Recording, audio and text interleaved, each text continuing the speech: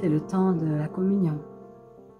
C'est le temps de passer de la relation, qui souvent est une façon de nous distraire de qui nous sommes vraiment à l'intérieur de nous.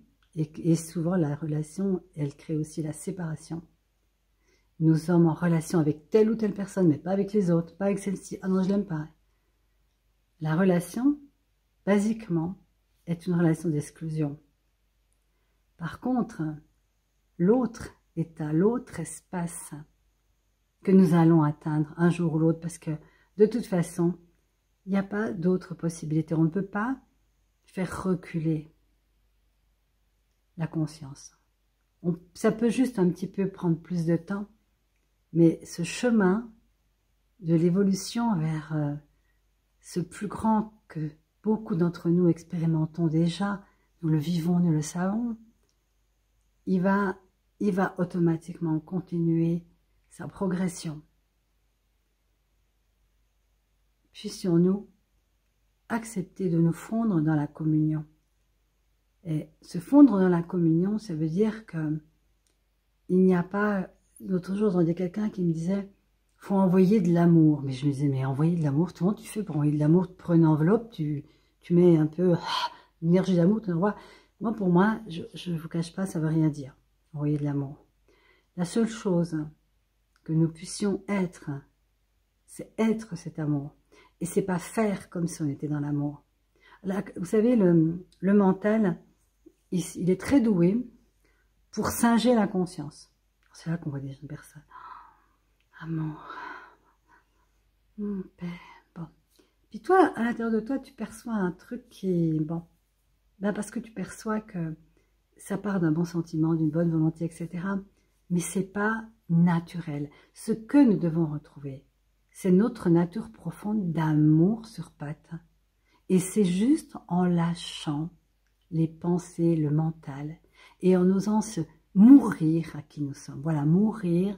Moi, j'aime beaucoup la métaphore, bien sûr, de la chenille et du papillon. J'ai créé un coaching de groupe qui s'appelle Métamorphosing, c'est-à-dire venez mourir à la chenille que vous êtes avec ses conditionnements, son mental, ses souffrances, son passé. Venez mourir à ça, lâcher, s'accroche à ça. Et quand tu oses vraiment mourir à tout ce que tu tiens, même ta souffrance, à un moment donné, dans cette mort, il y a une transmutation. Et peu à peu, tu nais en papillon. Ce papillon qui, au début, est tout faible, puis peu à peu, va commencer à ouvrir ses ailes. Et qu'est-ce qu'il fait le papillon? Il ne sait pas où il va, il n'a pas un agenda, hein. Il n'a pas un GPS pour lui dire, va sur cette fleur, pas sur celle-là. Il y va. Et quand il y va, il sait où il va. Non, il ne sait pas, enfin, il sait, il suit l'énergie. Eh bien, nous, l'invitation, c'est ça. C'est ne baissons pas les bras, n'acceptons pas d'être réduits à quelque chose de petit que nous ne sommes pas. Demandons, quel est le cadeau caché derrière? Comment je peux transformer ça à l'avantage de tous? Qu'est-ce qui est requis dans cette situation? Ou qu'est-ce que je n'ai pas encore vu, considérer, qui pourrait transformer tout ce que je suis en train de vivre, tout ce que nous sommes en train de vivre? Quelle aide invisible puis-je recevoir? Parce qu'à ce moment-là, tout ce qu'on va choisir, on ne va pas le faire par la force de la volonté, on va le faire par la guidance. Je vous dis, le GPS. Laissez le GPS vous emmener.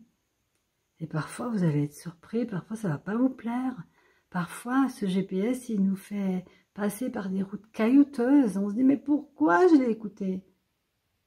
Parce qu'au bout de cette route caillouteuse, il y a peut-être quelque chose de magnifique que personne n'a encore découvert.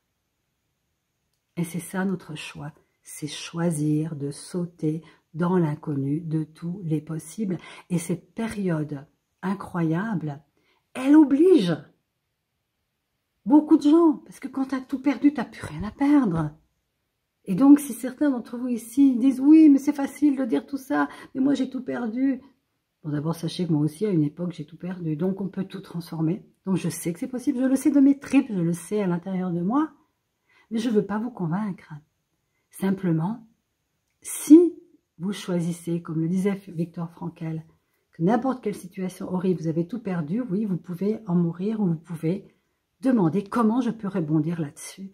Quoi de plus grand peut arriver maintenant dans ma vie? Et là, vous êtes dans la recherche de ressources, de solutions et non pas dans la victimisation. Parce que ça sert à rien.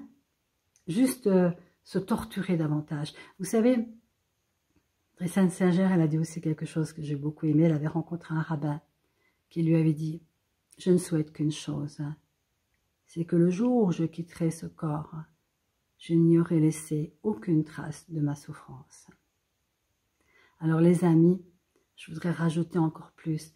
Je souhaite que le jour où nous allons quitter ce corps, nous aurons bien nettoyé toutes ces traces de notre souffrance et qu'en plus, nous y aurons déposé des perles de joie, de lumière, de possibilités d'amour, en révélant qui nous sommes vraiment derrière le masque de notre identité et de notre personnalité. Et quand vous allez vous détacher peu à peu de cette identité, le jour où vous quitterez le corps, ça sera tellement facile, vous saviez déjà ce que c'était. En fait, il s'agit de mourir avant de mourir. Alors la question est, qu'allez-vous choisir maintenant? Qu'allez-vous choisir que vous ne savez même pas que vous devriez choisir? C'est-à-dire, et si nous permettions à la conscience de nous envoyer les choix de plus grands, de plus beaux, de plus lumineux, et que nous ayons juste ensuite à dire « Oui, je choisis ça ». Merci. Merci pour d'être là. Merci pour votre choix d'avoir écouté jusqu'au bout. Merci pour votre choix d'être conscient et de libérer cette lumière incroyable de joie. Bien sûr qu'il y aura des moments difficiles, mais oui, il y a des moments où on va pleurer, il y a des moments où on va être agacé, il y a des moments...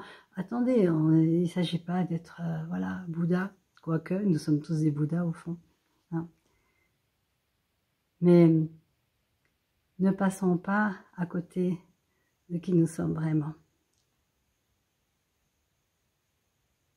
Vous êtes magnifique, je suis magnifique, tout le monde est magnifique dans son essence. Nous n'avons rien à corriger, nous n'avons pas à être parfaits, nous n'avons pas à travailler sur nous.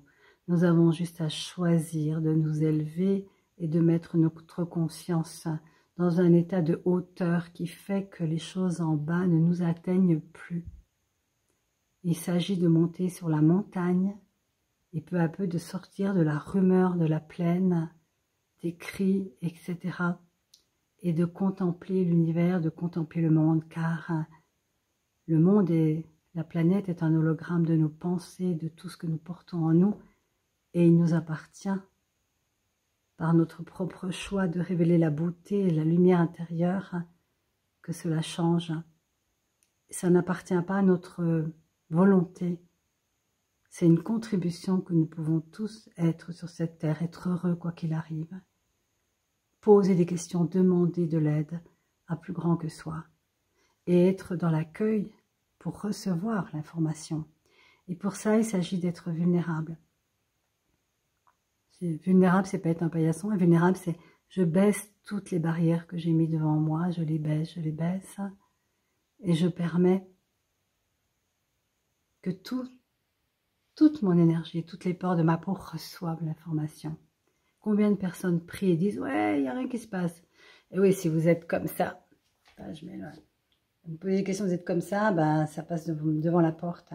Donc, ouvrez grand les bras. Qu'est-ce que vous voulez qui vous arrive? Au pire, vous allez rencontrer quelqu'un et vous allez faire ça. Moi, je vous invite à choisir les gestes de conscience, ceux qui viennent de votre cœur. Merci, merci, merci.